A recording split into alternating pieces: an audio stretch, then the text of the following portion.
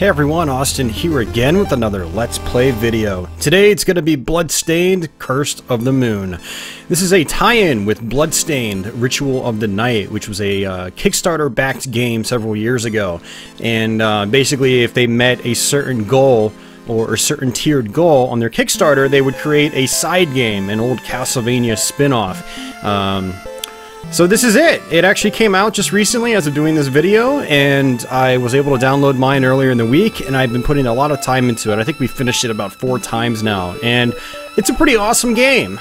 You guys know I love me some classic Castlevania or Classicvania, and you know, this is right up my alley. I've had a lot of fun with it. It's not nearly as challenging as the old original Castlevania games, but it still fits in perfectly. It's got a phenomenal soundtrack.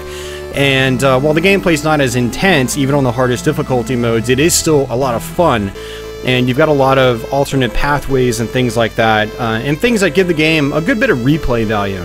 So very similar to Castlevania 3, but executed in a different way, and you'll see that as we play it. So we're going to play through the game on the normal difficulty mode, and it should be a pretty smooth, easy playthrough, and I'll just sort of explain the mechanics and stuff like that as we go. But before we jump into things, as usual, I'd like to give a huge shout out to my current Patreon backers. We actually got 2 new backers this last week, Sasquatch and Timothy Lamphere. Thank you guys for your patronage, and thanks to everyone else who's continuing to support this channel through Patreon. Also, we're going to flash by the recent live stream super chatters. Thank you guys for your direct patronage on my live streams. It means a lot to me, seriously. Thanks a lot, guys. Alright, so let's go ahead and jump into it. I did unlock Boss Rush, but we're not going to be playing that. Boss Rush is actually probably the hardest mode in the game. Maybe I'll explain that in a little bit. But yeah, you can see how I've actually gone through the game quite a few times now. Maybe 5 times, actually. But we'll go ahead and just start a new save file.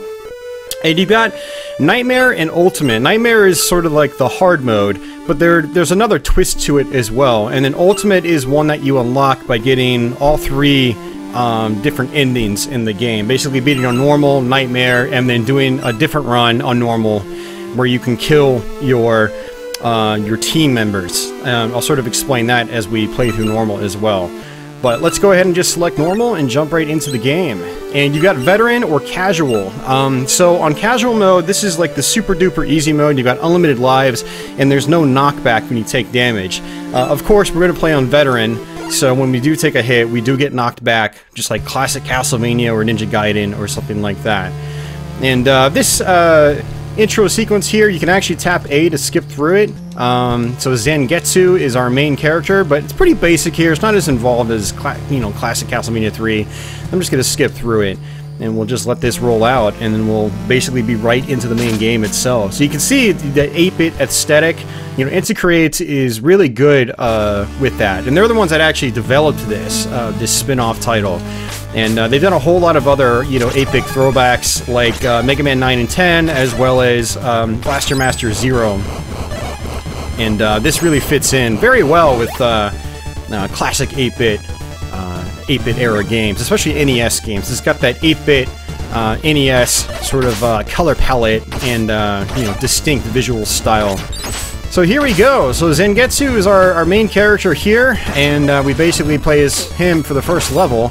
And then after that, you'll get another team member, and from then on, you can actually just switch between team members as you play through the game. One neat feature in this game is that you can actually jump on the staircases. You can't jump off, but you can jump onto them. You've also got these candles, very similar to the candles in classic Castlevania.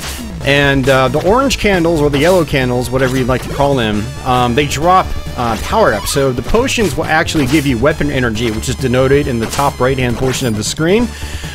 Very similar to, say, the hearts in classic Castlevania. The blue candles actually denote weapon capsules, very similar to Castlevania Bloodlines. That's an element that was introduced in Castlevania Bloodlines. Also, you've got breakable blocks. Those are big hearts. Hearts actually refill health in this game. What's also kind of neat about this game is you can either press up and attack to do your special, which uses up weapon energy, or you can actually just press Y by itself. I actually, because, I'm a classic Castlevania fan, I just prefer doing it as up and attack. Now, weapons in this game, your special sub-weapons, they typically use about 3 3 pieces of energy on average. Some use more. There is a wizard you get later on in the game which has some magic that's very, very powerful. So his will actually use more. And Miriam, the main character from Ritual of the Night, she's going to star in Ritual of the Night. She's actually got a throwing dagger similar to the throwing dagger in classic Castlevania, and that only uses up one piece of energy. So, but most other items or sub-weapons in this game use up 3. So it's a little bit more than you use in some other Castlevania games. A lot of Castlevania games will use up, maybe 2 hearts. Hearts being your weapon energy in those games. So just like, classic Castlevania games, you fall into a pit, you will die. So you definitely want to watch out for pits in this game. And we've got these big golems here, which you actually see throughout the course of the game. So this one right here, if you got this fire bomb, or basically the holy water equivalent, you can just attack them from above. Now, one thing that I really like in this game that you can't really do in the NES Castlevania games specifically, well, unless you're Grant. Grant, I think, is the only character that can do it, but you can actually turn mid-air. Now, if you're jumping in one direction, you're forced in that direction, but you can still turn mid-air, so you can actually attack behind you, which adds a little bit of nice fluidity to the experience, which is awesome.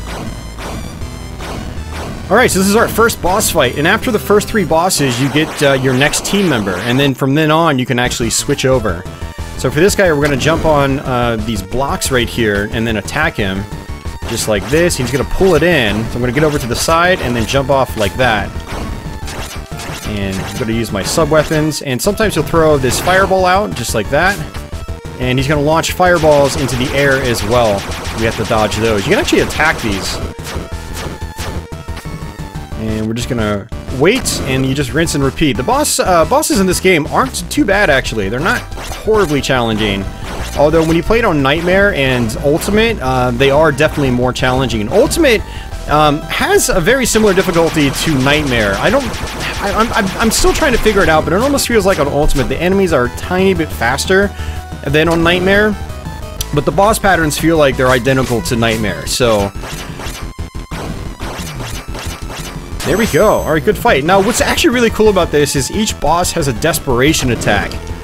So for this guy, he does his big blast. You want to just kind of sit down here. And a neat feature is that if you successfully dodge the desperation attacks, you'll actually get an extra life.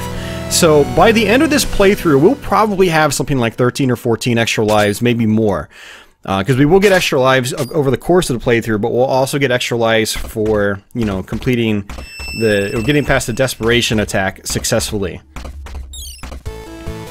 So you have 2 choices here, actually 3. You can either walk past this person, you can talk to them, which will actually let them join you, or you can kill them. And if you kill them, you absorb their soul, which gives you a new ability. And so by the end of the game, you can have 3 special abilities. One is a double jump, one is a better air slash, and then another is a run function. So Zangetsu is he's a little rigid when you first start. He's actually even more limited than your traditional Belmonts from Castlevania. Notice that his range is just really short. But when you kill, your teammates or your potential teammates, they'll give you their abilities, which is very, very nice. So what I found is the first few levels in the game, they seem to be designed with your teammates in mind. So notice how these candles are a little bit higher. They're really meant for Miriam here, who actually jumps a lot higher than Zangetsu, and she's got a traditional Castlevania style whip, which is great. What's really awesome about this game is that when you switch characters, they actually have separate health bars. And now, you'll notice that the health bars are actually sized differently per character. For instance, the wizard that we get after this level, his health bar is extremely small. But one thing that's really nice is that you actually get health extensions over the course of the game. There are a couple points in the game where you can actually get health extensions. And so what I like to do is I like to take the characters with the smallest health bars, the most prone to dying, and basically giving them the health extensions. So the wizard that we're going to get at the end of this level, and then the vampire or Alucard type of character that we're going to get at the end of stage 3, I like to try to give them the health bars, or the health extends. So Miriam also has this slide attack, which is quite handy. It's not an attack, but she can actually go under areas that other characters can't reach. I'm going to actually switch over to Zangetsu here, just like that. Just use the special. Actually, I don't even need to do that. You know, the thing about this game is it's really not that hard. If you're really familiar with classic Castlevania games and you can finish them, you will have like no trouble with this game at all. Really, it's really not that difficult, to be honest with you. Now the bosses will give you some trouble at first. They do have patterns you have to memorize and whatnot. But for the most part, the game is a breeze compared to classic Castlevania. But it is still a very, very fun game. I'm so glad that, they did this for the Bloodstained Kickstarter. Because it's a really awesome throwback. It's probably one of the better throwbacks I've played. And I'm not saying that just because, I'm kind of a giddy Castlevania fan, but like, they did a really good job with the replay value and so forth. It's like a genuinely good game. I don't really have that many complaints with it aside from, the lower difficulty. I do like my Castlevania games a little more intense because I've been playing them for such a long time. And here we got this sort of sickle attack, which will act as sort of like your boomerang. And this right here, you actually see this little stairwell. This is an example of, the alternate paths. If we took a different path, we'd actually come back up from the bottom here, which is why this stairwell is even here to begin with. So that's another one of the really cool things about this game. Is it's got a lot of nice replay value because of the alternate paths. It's just really, really good. Really good stuff. And you've also got the different endings you can try to get. You can try to play through the game as just Zangetsu, and things like that. There's just a whole lot of stuff to do. Here's a big-ass axe. Not my favorite weapon in the game, but it is very, very powerful. Look, I just killed that guy in one hit. Normally, I think he'd take about 5 hits with Miriam or Zangetsu. Alright, so this right here is actually a weapon extend. So weapon power extend. So our cap prior to this was 20, now it's 30. And notice how this axe actually uses up 6 points of energy. So not my favorite because of how much energy it uses up. And let's see, we got Zangetsu here. Yeah. Let's go ahead and stick with Miriam for now. And we're pretty much at the boss fight now, so I'm going to switch over to Zangetsu for this part. Actually, no, we're going to switch over to Miriam. Because if you run over to the right, the boss is going to do this attack, this projectile laser attack, and you want to basically be, you want to duck. Ooh, we just missed it. So you can actually get just close enough to attack that boss. Okay, let's switch over to Zangetsu. So it's going to come down from the ceiling just like that, and we're going to try to duck right here. Okay, it went that way. Good. Alright, switch back over to Miriam.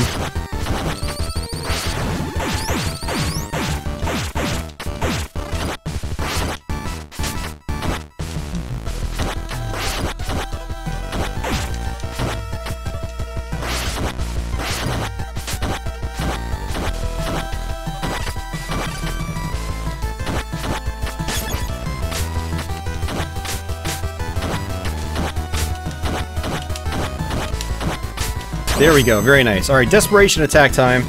I want to say you're supposed to attack this guy, but I've never successfully done it. Let's see. Yeah, it just comes out so quickly. So if anybody knows how to do that, or how to get past that desperation attack, let me know. I think that's the only one I haven't been able to get past out of all the bosses in the game. But I tested it the other day when I was streaming this on Twitch, and I could hit the boss as it came in for its desperation attack. Now this guy right here, he starts with a very low health bar, and he's a very, very slow character, but he's got this one lightning bolt attack that just does insane damage, absolutely insane damage. We're just going to basically leave him as a backup, and for pretty much the rest of the game, we're going to be relying on his lightning bolt to get through these bosses a little bit quicker, and certain sections of the game a little bit quicker as well.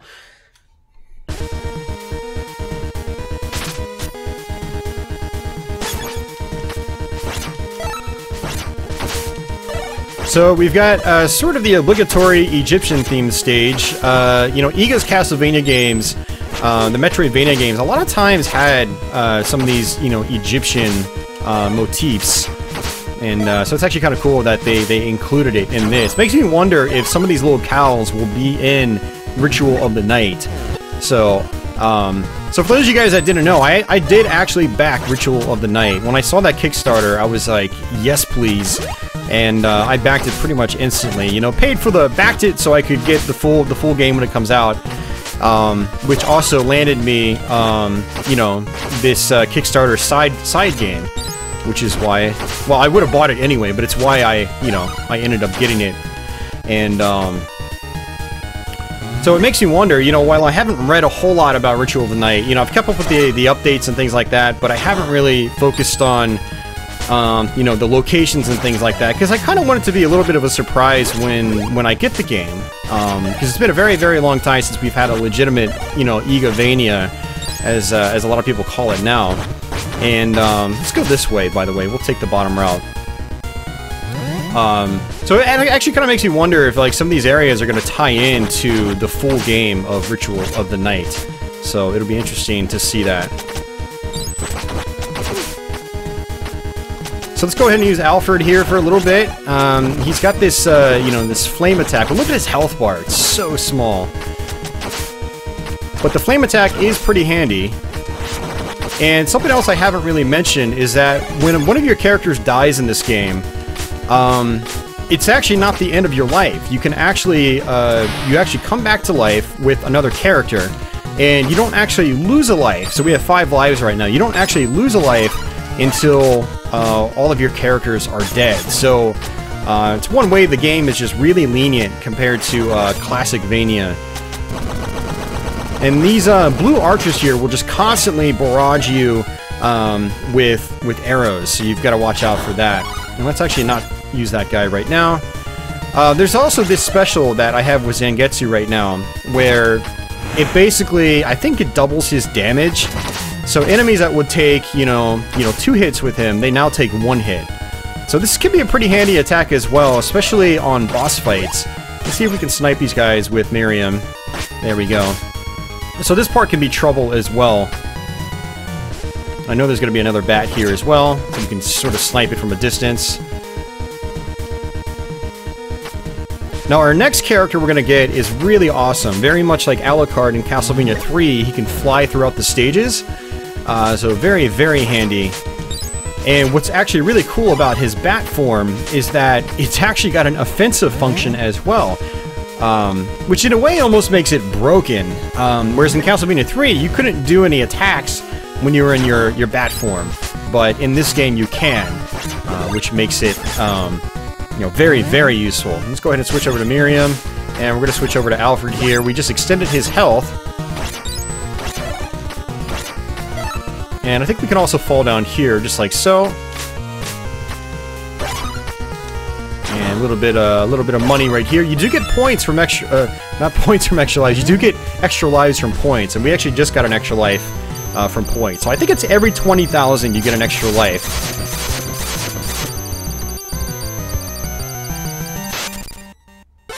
And so this guy, you have to smack him in the head. So in order to do that, you want to jump on this money here. And I'm basically just going to use Alfred's fire attack. Fire shield, if you will.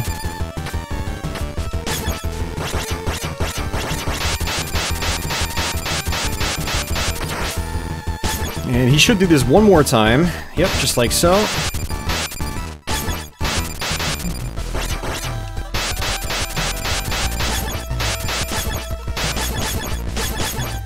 Alright, so now, you know, a pair of fists are going to come down and smash down on the ground. I want to go ahead and activate this. And we're going to bounce up into the air like that. And now some enemies come. And back up top. Oops.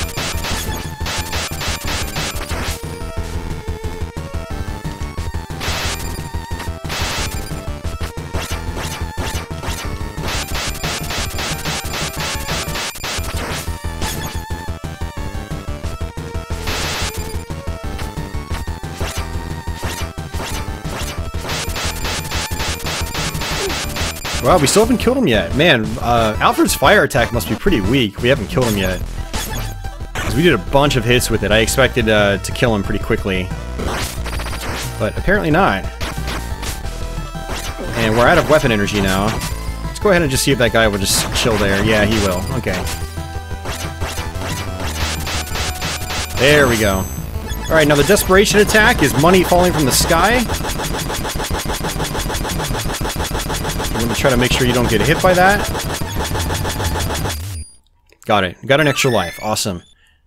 So the boss designs in this game are really awesome too. I really like how when you kill him, it reveals that all the gold coins were skulls. And this is actually basically a graveyard. It's pretty neat. Alright, so this is our final character. We're going to be playing as him for probably a good chunk of, you know, the rest of the game. Jebel, or Gable. Gabel. Jebel. Who knows?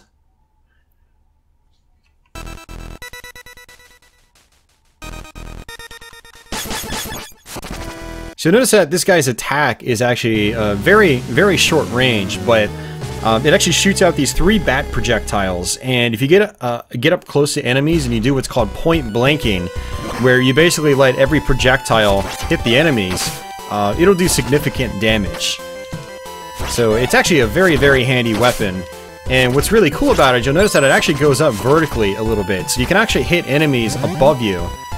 Also, another neat feature with this character is that he doesn't have special sub-weapons aside from his bat form. The bat form you just activate by pressing up and attack as usual.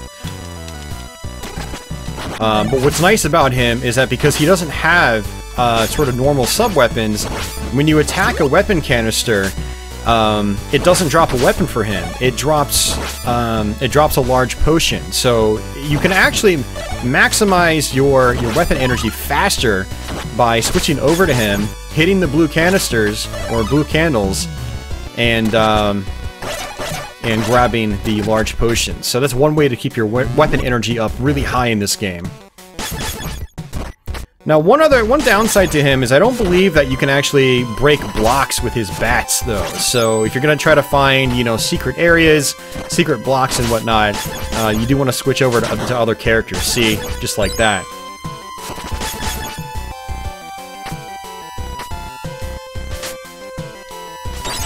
I'm still in the nasty habit of trying to jump off staircases, but you can't do that in this game. I'm so used to, say, you know, Dracula X or Castlevania 4. In Castlevania 4, you can't, like, jump off staircases. You can only drop off them. In Castlevania Bloodlines, though, you can jump when you're on a staircase, which really helps with that game's flow. That game just flows really, really nicely. I did a recent Let's Play of Castlevania Bloodlines on Expert Mode, so if you guys missed that, be sure to check that out. I think it was actually a pretty solid run, much better than I was anticipating. And so if you're new to my channel, you've never seen it before, maybe you might be interested in that.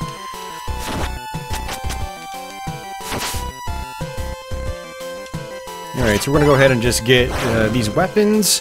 So these fire golems here, they actually have to be killed with ice. And unfortunately, I think the ice power-up was the bottom canister, but I ended up picking up, ended up picking it up with Jebel.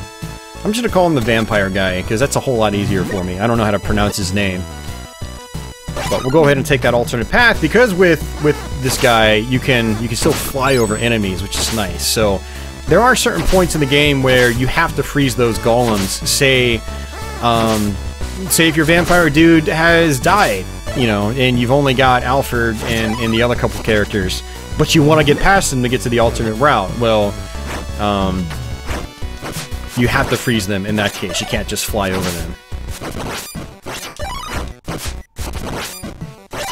Alright, so this part's actually pretty interesting too. With Alfred, you can actually freeze those candles and jump on them. But of course, with this guy, you can just fly over them. So the alternate pathways in this game, they have a tendency of having multiple ways to get to them or get through them, which is quite nice.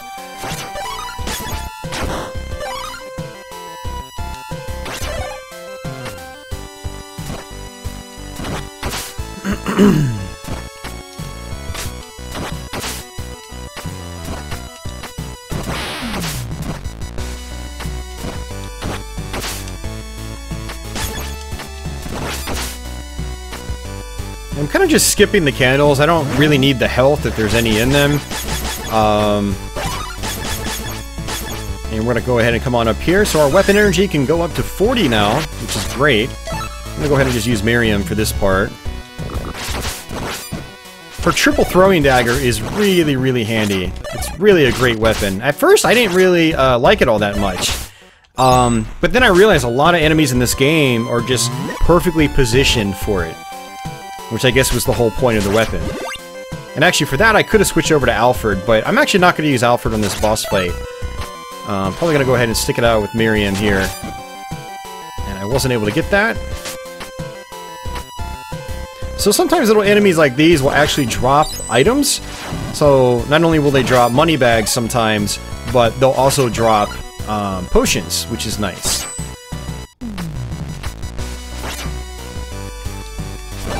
And let's go ahead and switch over to him, grab that, so we're maxed out. And this is our boss fight. I'm going to switch over to Zangetsu as well.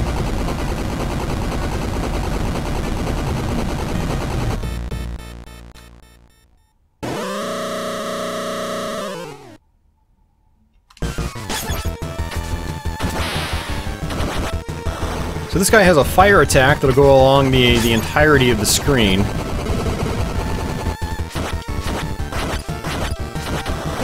Okay, we killed him. That's good. So he'll try to spit out these, you know, these big bubbles, and they'll basically explode when you get close to them. Okay, on to phase 2. So for phase 2, we're gonna go ahead and just sort of stick over here for now.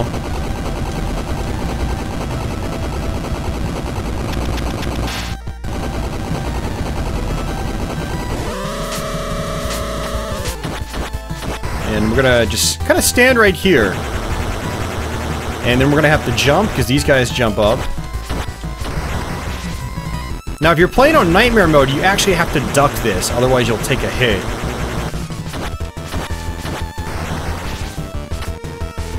But on normal mode, you don't have to.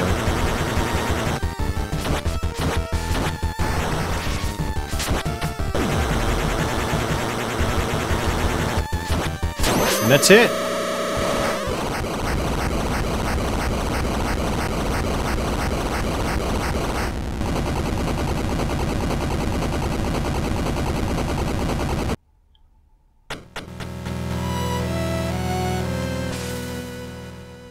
Yeah, really, really awesome boss fights in this game. Really good stuff.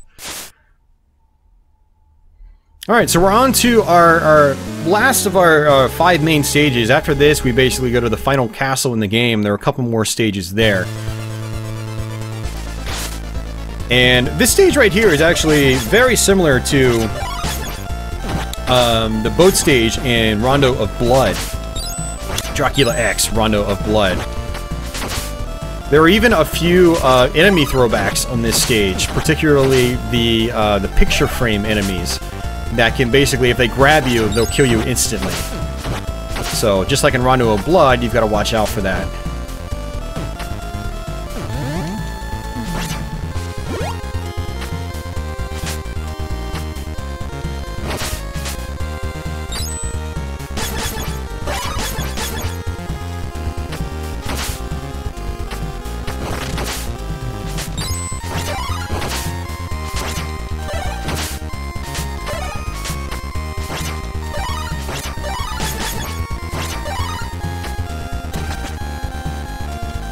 So now when you do your offensive dash attack with the vampire guy, it actually takes away some good weapon energy, so you really want to watch out for that. Try not to use your bat dash if you don't have to, because it'll conserve energy. And trust me, you want to have all the energy you can for the boss fights if you want to try to take them out as quickly as you can.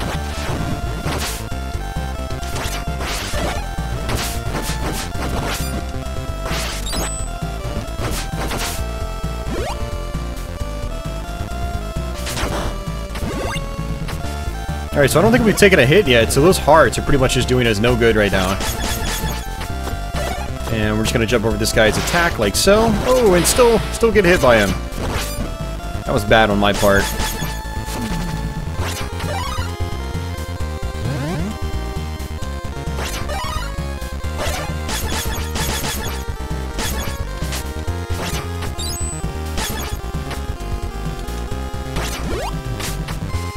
Alright, so this is the mini-boss I was talking about. So what we're going to do is we're going to try to use Miriam right now.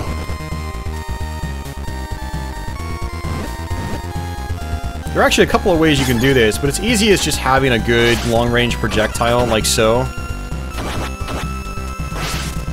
Just like that.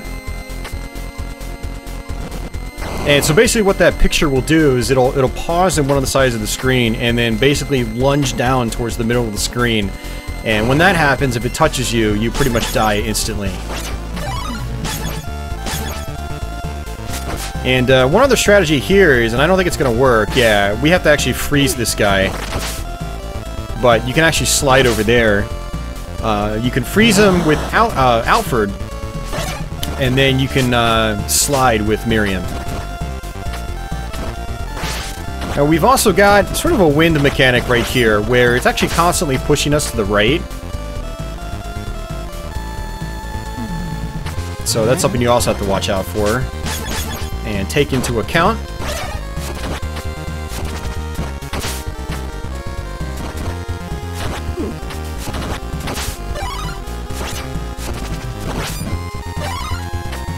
Now one other nice thing is that if you get knocked off with the vampire, you can actually turn into your bat form before you fall into the endless pits, which is a very, very nice touch. Very, very much like Castlevania 3. And we've also got this one up right here, which for me, I just jump to it and then turn into the bat form, and then get control from there.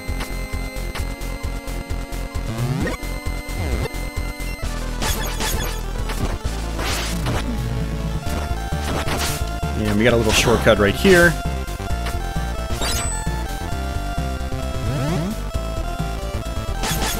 So we had actually frozen that guy in the box. We could have actually come through there and basically cut a good portion of the level. So you basically have shortcuts in this game. That's effectively what they are.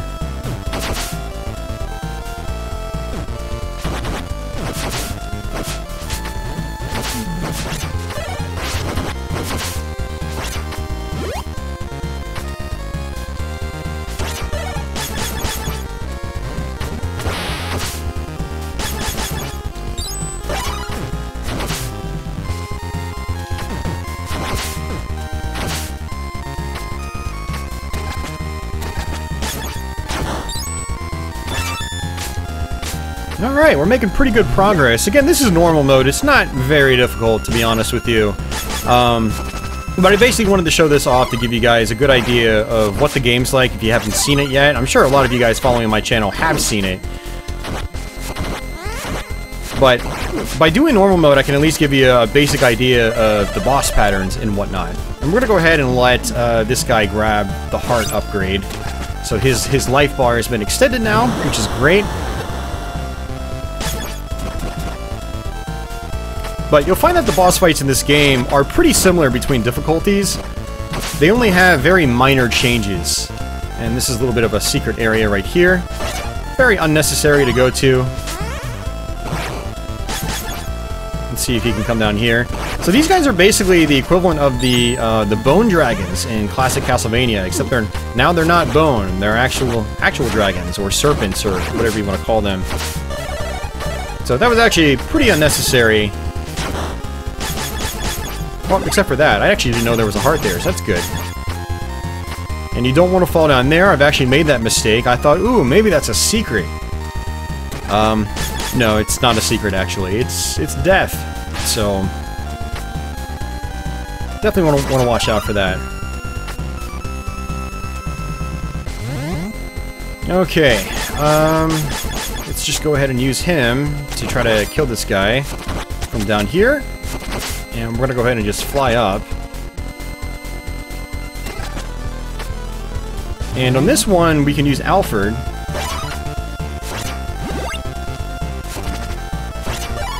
So we need to switch to Alfred in order to get this. Alfred is the only one that can get items in green candles.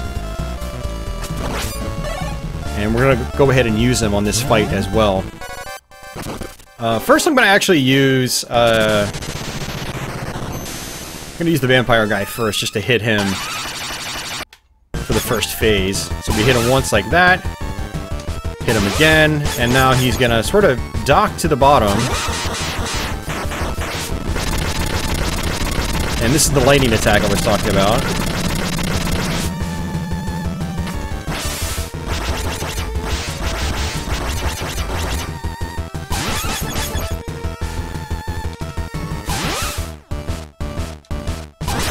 And we got him already. Alright, so now the desperation attack time. He's basically gonna jump down, and we're gonna want to jump over him, just like so. And then we're gonna get over here and kind of just sit next to these lasers.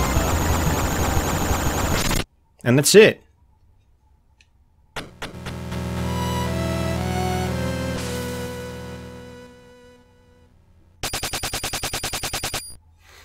So we have 11 lives right now.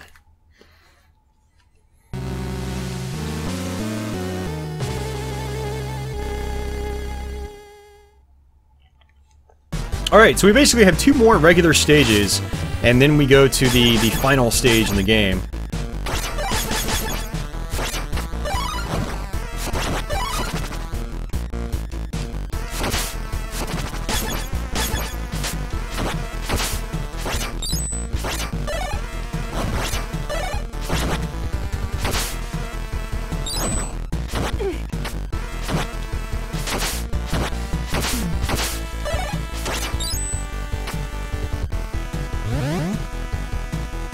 Alright, so this one right here, you can actually upgrade your character's attack strength, which is quite nice. Let's go ahead and fly up this way.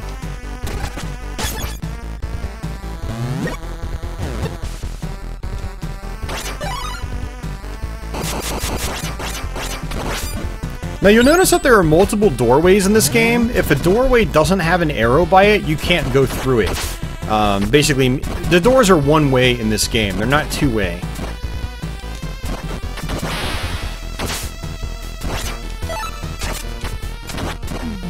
So this chain whip right here as well is actually Zangetsu's, one of his special attacks. So when you guys see me using it, it's not an infinite kind of thing, you have to have weapon energy to use it.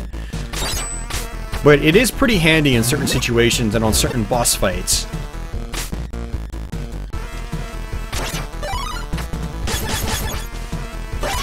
And let's go ahead and come over here. Very tight jump there.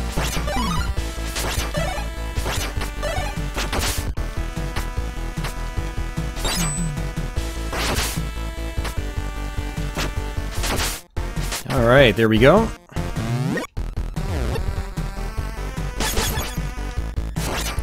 So this sort of lava that you see just flowing through the stage, that will kill you in one hit, so you don't want to touch it.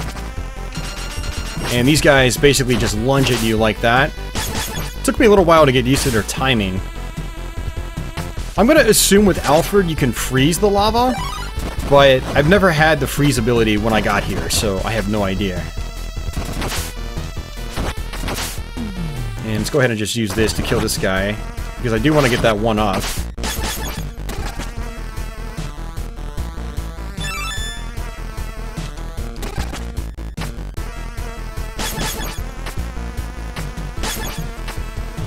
So one other thing you can do is, you've got Alfred, you can use your lightning attack, which basically homes in on enemies.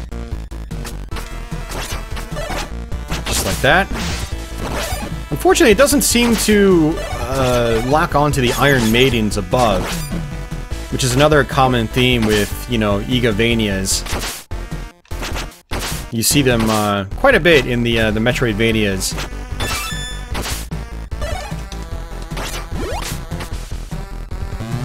Particularly, what was it? I think it was Dawn of Sorrow that had a boss that was kind of dedicated to that concept. So you've also got these chicks over to the side. I like to just use the lightning attack from a distance if I can. Or a long-range attack with Miriam. There we go.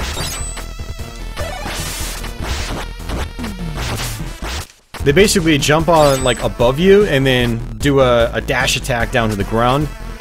And, these projectiles will come up from the ground and they will damage you, so you have to watch out for that.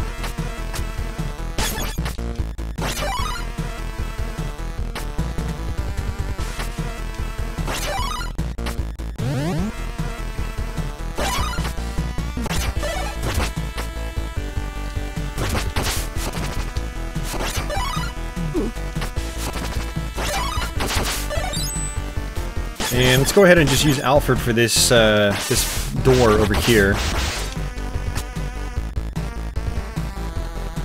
So you'll notice that, you know, if you get familiar with each character, they all have strengths that will help you get through certain sections a little bit easier. So we basically just took a shortcut. The checkpoint is actually all the way around. But since we just, you know, got through that guy and we went through that door, that's effectively a shortcut.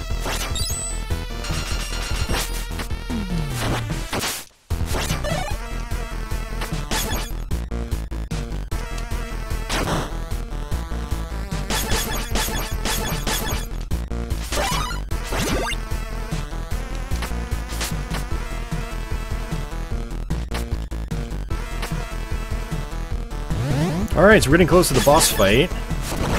And these guys right here are very similar to the axe armors from Castlevania. And this last room here is very similar to the lead up to the death boss fight in the very first Castlevania. So if you had trouble with that, you might still have trouble with this too. Although these guys take way less hits, so personally for me it's not that big of an issue.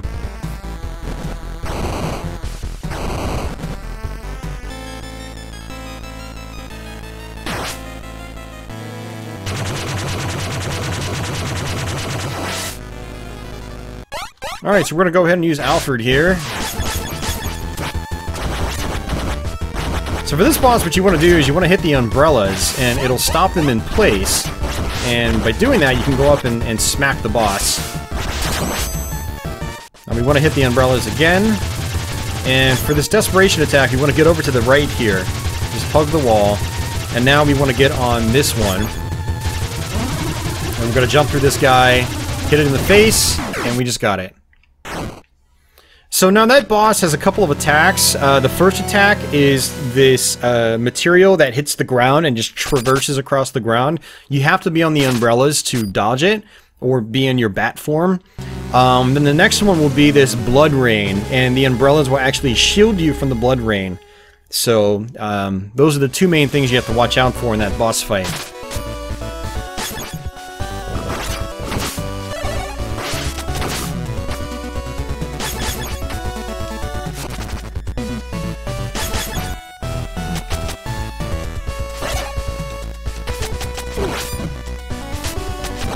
Oh, that was sloppy.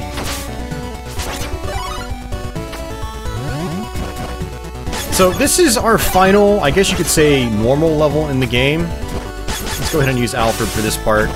Makes life a lot easier.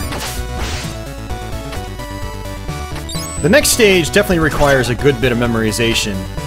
And you guys will see exactly what I mean once we get to it.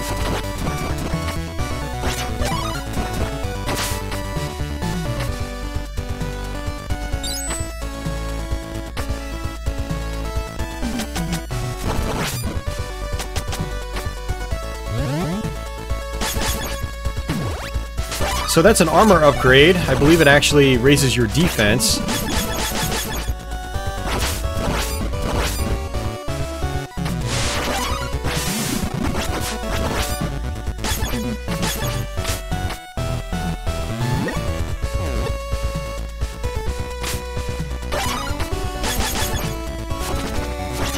Alright, so we're just going to skip that upper route there. I'm going to take the scenic route.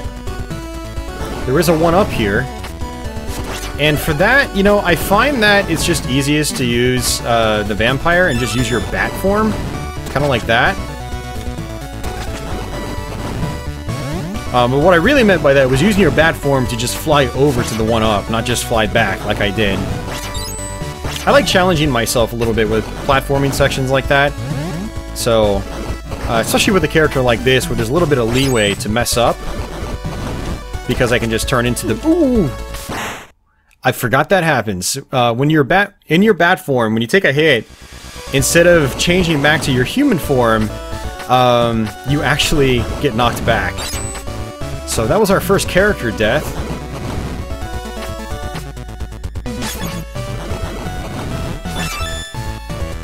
But that's okay. Not a big deal. And these guys explode. We gotta watch out for them.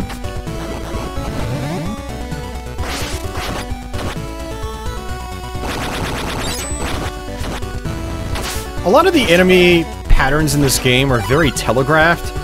So for guys like that, it's just all about watching them winding up and then jumping right as they're about to unleash their attack.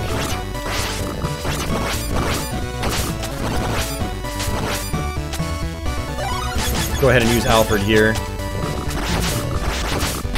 The arrow guys in this game are probably some of the trickiest enemies that you can fight. And unfortunately, we don't have the freeze attack there.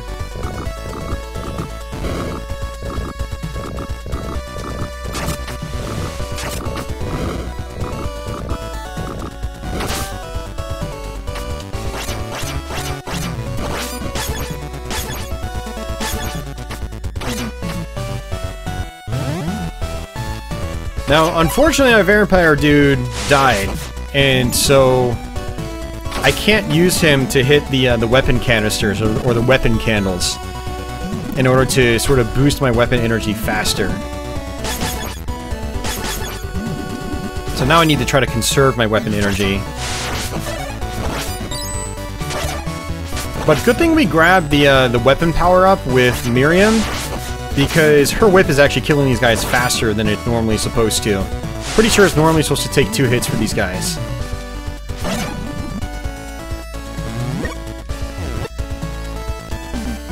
And we just wait for him to wind up, and then unleash his attack.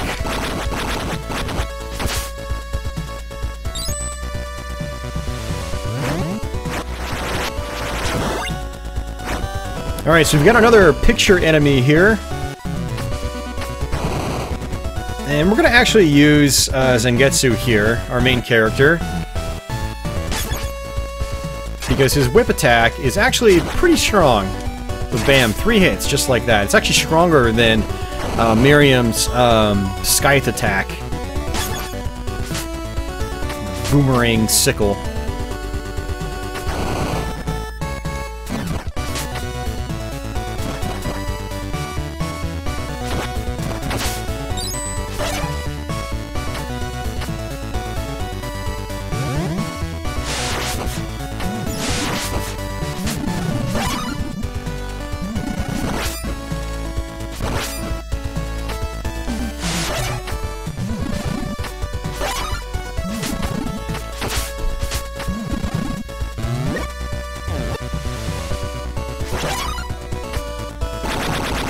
Now, there's a blocked area up there. I have not figured out how to get it, so if anybody watching is familiar with this, if you know how to get past that room, please let me know. That's the only room in the whole game, as far as I'm aware so far, that I haven't figured out how to access. And I've tried every character, I've tried different abilities with the different characters, but I just have not been able to figure it out. Oh, that's not good. Oh, we got super lucky there.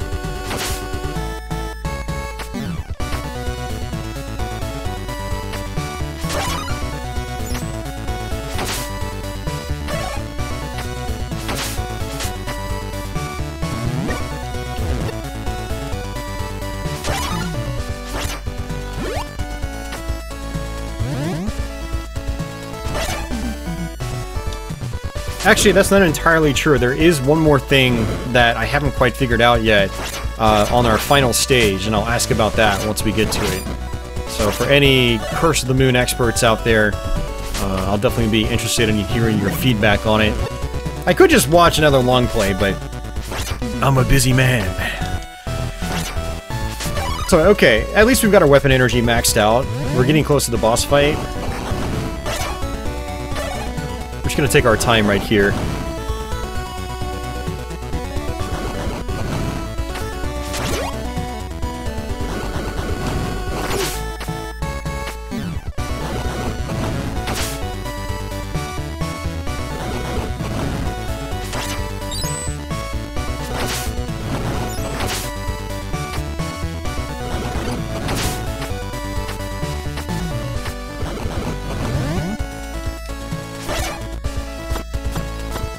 Oops, I mistimed that jump. That was a really bad jump.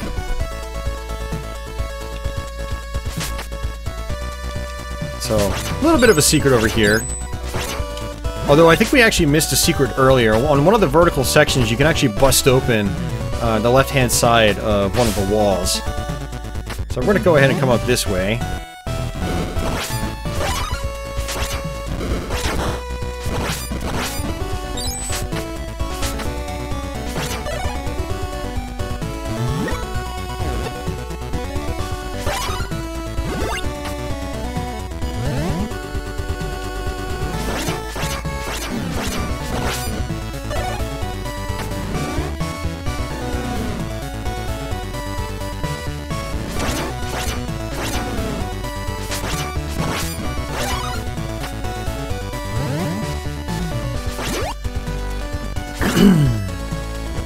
Alright, boss time. So we're going to switch over to Alfred here.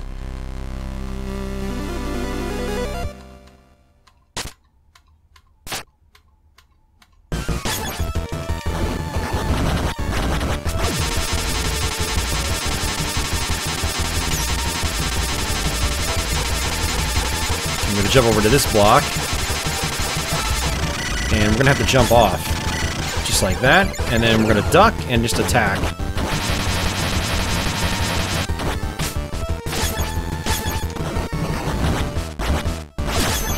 And that's it. So now desperation attack time. And we're going to have to jump off as well to avoid him. There it is. Oh, we took a hit. I jumped too early. I mean, it's not like we need the extra lives, but it's still fun, like, getting past the desperation moves. Because the timing is in a lot of cases, really strict.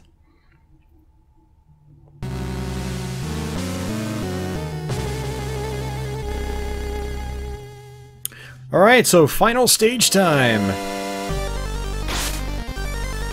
Let's go ahead and use Zangetsu here. I'm just gonna jump over the ghouls, or whatever you want to call them.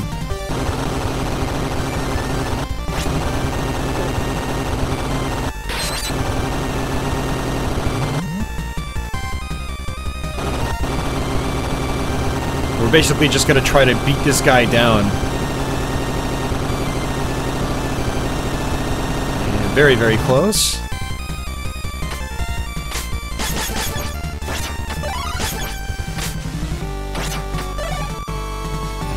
These guys are tough to deal with as well. They basically dash across the screen, but they leave a trail of fire in their wake. So it's very tough to avoid those guys. Sometimes I'll just try to just fly over them if I can. And we're gonna have to jump up here, just like so. And we're gonna have to duck down here. Now it's this part right here, I'm not familiar with what I'm supposed to do to get past it. So that's my other question for Curse of the Moon experts. I have no idea how to get through there to get to that door. Unless it's just not possible.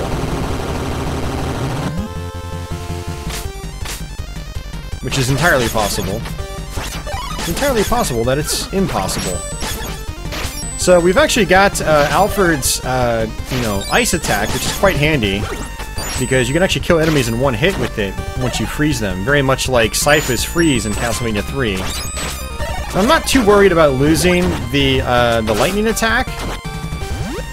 I'm getting really sloppy here. I don't like using Alfred for regular attacks. His attack is really, really slow, so it's just not really worth dealing with.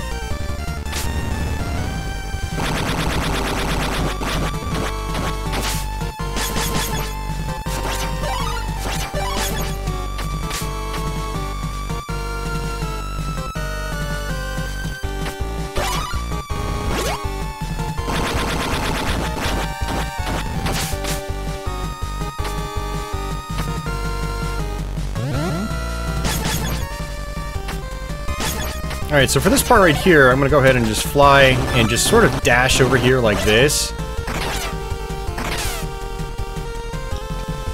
And we've also got this door here. This is our shortcut. So instead of going all the way down and around, you can just fly over there and get to this stairwell nice and early. And we're going to switch over to Miriam, actually, because she's got a higher jump here.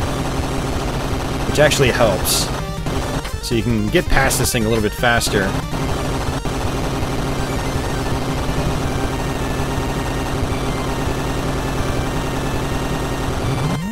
Alright, so if this is the part I'm thinking of, this can be pretty tough as well.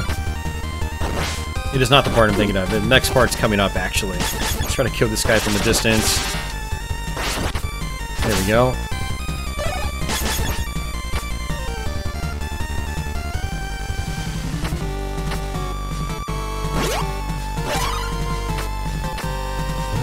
Yeah, this is the part right here. So we're basically gonna have these frogs flying down again, just like this. I like to switch over to my bat form and just skip through like this. This is one of the tougher sections in the game. And this is the lead up to the final boss fight. So kind of like Super Castlevania 4, there's actually a hidden platform here. You need to jump onto it, just like so. There's gonna be a bunch of parts. And there's also gonna be the lightning ability for Alfred. So you definitely want to pick that up if you want to make quick work of the final boss.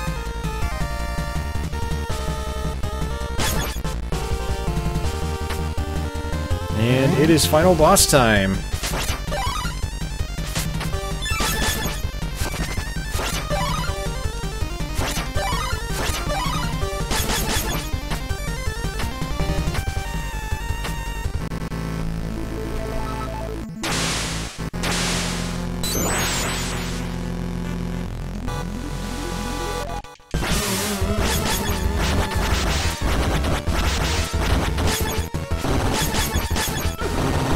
I guess we're just gonna tank since the boss decided to just walk right on top of me.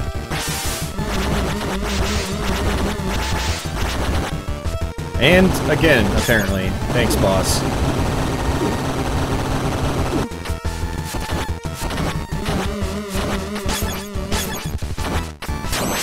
Alright, so this final boss actually has two forms. So this is the second form. And this one's a little tricky, but still not too tough. Most of the bosses in this game are tricky the first time you get to them, but it's really all about just knowing how to deal with them.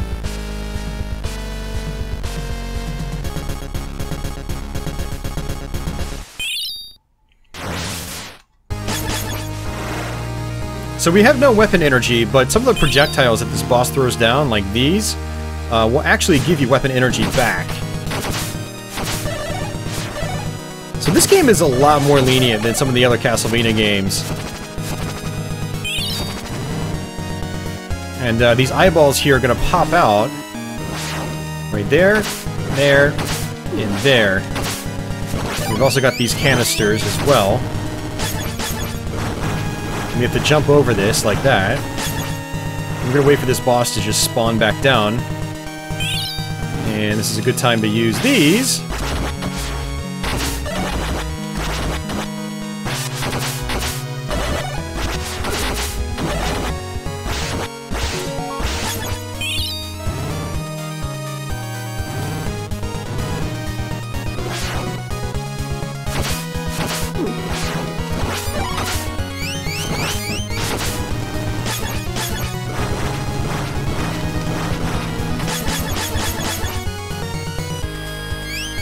Alright, so this part is actually kind of tricky as well. We have to jump right there, and then come over this way. Oh, we almost got knocked off. Got lucky there.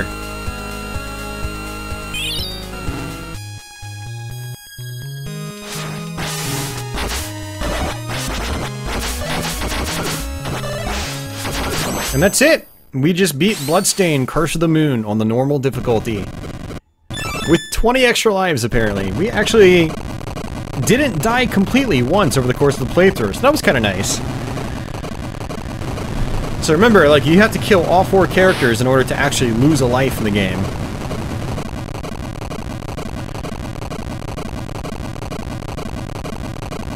So this is what's really interesting about Curse of the Moon, is you actually have different endings that you can get. So when you play normal mode and you finish it, Zangetsu basically just gets absorbed by the darkness or whatever it is. And all your characters are out, Castlevania 3 style, looking back on the castle. And that's where Nightmare mode takes place. So if you play Nightmare mode, you basically start a brand new game with all 3 characters, minus Zangetsu. And you basically go through the game. It's a harder difficulty mode, and you have to go and kill Zangetsu. It's cool. It's, you know, it's one of the things I really like about this game. It's got just some built-in inherent replay value. So you beat the game once, you go back, you do it on Nightmare. It's harder. You get to play the earlier stages with all 3 characters, so there are other routes you can find that you couldn't find as just playing as Zangetsu, or just Zangetsu and Miriam. And then after that, when you beat him, you actually unlock... actually, you don't unlock Ultimate Mode right away, but it's one of the things you have to do. You have to complete normal game, and then you have to complete Nightmare, and then you have to go through the game again and kill everybody. Like, kill your comrades. Instead of taking them along with you, you have to kill them and absorb their abilities. And once you beat the game those 3 times, you unlock Ultimate Mode. Which Ultimate Mode is basically like Nightmare, but you also get Zangetsu and the soul abilities that he absorbs when you killed, you know, your comrades. So yeah, lots of just, you know, built-in replay value. It's really great. It's a great package. But there's also a little bit of story there as well, and I'm sure a lot of this is going to tie into Ritual of the Night. I have seen some of the bosses from this game in some of the handful of clips of Ritual of the Night that I've seen. So it'll be interesting to see how this game actually ties in, you know, lore-wise and story-wise with Ritual of the Night when that comes out. Can't wait for that to come out. I know I'm dating this video by mentioning that. Because some of you guys are probably watching this after Ritual of the Night has been out for quite some time. Probably going to do some streams of that when I get it, so that'll be a fun time. We'll definitely do some streams here on YouTube about that game, and it'll be great. It'll be great fun. If you like classic Castlevania and you haven't checked this out yet, definitely check it out. It's on PS4, Xbox One, which we're actually playing it on right now, Nintendo Switch, and the 3DS as well, even, and Steam. So you can play it on PC as well via Steam. I think it's $10, so it's definitely worth it if you're a classic Castlevania fan. And like I said, it's got a lot of inherent, just built-in replay value. And again, there's even the boss rush mode, which I haven't demonstrated. So there are a lot of fun things to do with this game, lots of alternate routes, great graphics, great music, great gameplay, and lots of replay value. It's just really good stuff. So, alright guys, so that's pretty much going to do it for this video. Hope you guys enjoyed this playthrough. As usual, if you're new to my channel, please consider subscribing. I've got a ton of Let's Plays here and many, many more to come. For all you guys already subbed, thanks as usual for your continued support. And lastly, if you guys enjoyed this video, feel free to give it a thumbs up and thumbs down if you absolutely hated it. Thanks again for watching, guys, and until the next one, take it easy.